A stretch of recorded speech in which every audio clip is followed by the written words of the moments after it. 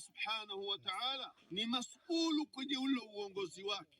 Kwa hivyo sio kwamba mambo haya yataenda tu bure bure, la, atakuwa na majukumu ya kujibu kwa ule uongozi wake siku ya Kiyama.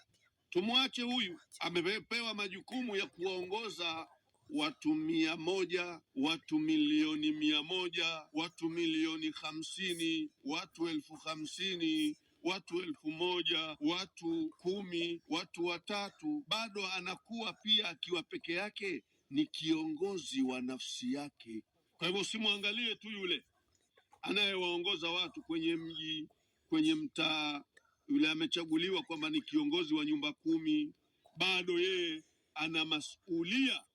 Ataenda kuulizwa mbele ya Allah subhanahu wa ta'ala, vipi umepeleka uongozi wako? Mimi na wewe tuko wapi? Mimi na wewe tuuliona ulimwengu unaenda vipi? Kwa